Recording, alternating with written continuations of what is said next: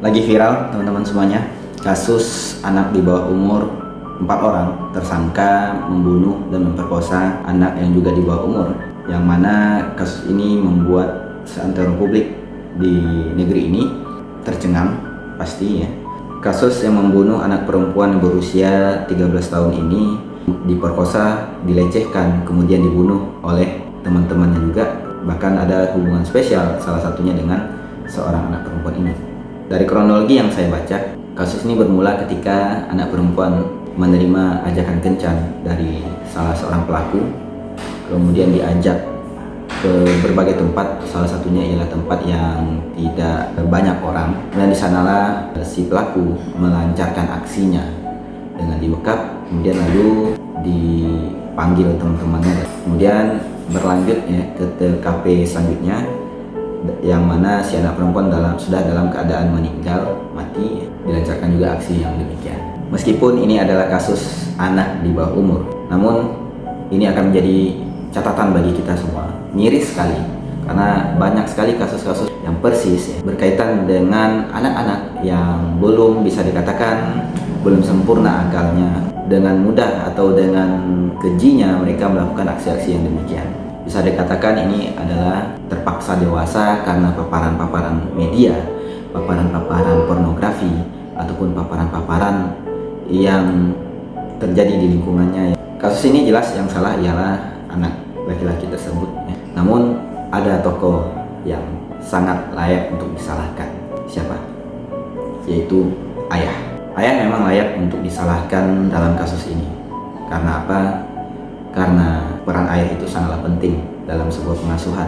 Ternyata kalau kita cek, hari ini Indonesia, negeri kita, berada dalam peringkat tertinggi. Bukan hal prestasi, namun bukan cukup miris, tapi sangat miris bagi kita, yaitu peringkat ketiga dalam hal kehilangan figur ayah, atau disebut dengan fatherless country.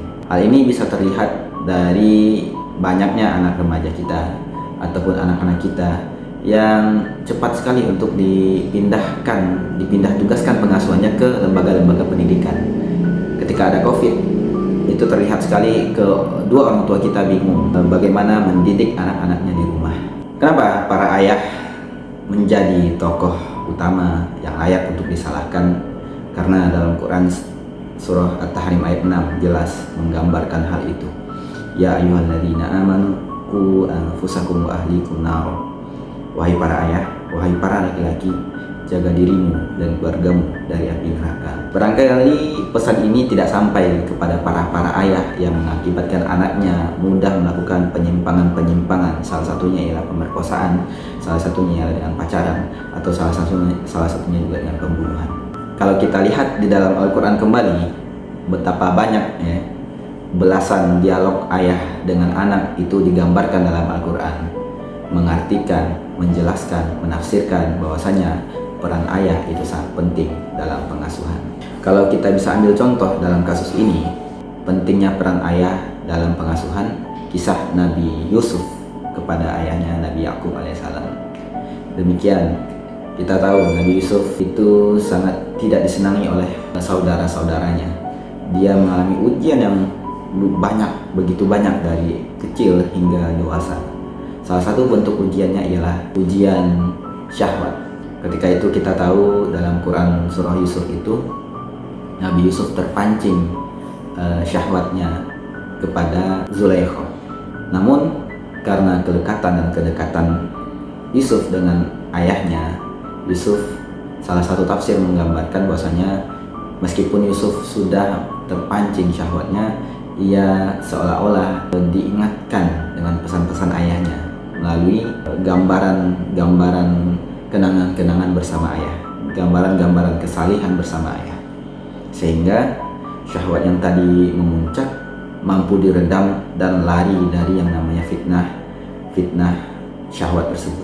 Maka teman-teman, Bapak Ibu, Ayah, Bunda semuanya, peran ayah sangat vital dan penting dalam keluarga dan juga peradaban untuk negeri ini, terutama dalam hal perilaku dan juga kontrol diri. Misalnya saja seperti kontrol diri teman-teman semuanya. Anak memiliki barrier atau kontrol yang kuat itu karena peran ayah yang cukup kuat juga dalam kehidupan anak-anak. Anak yang mudah terpapar konten pornografi bisa diindikasikan jauh dari yang namanya peran ayah.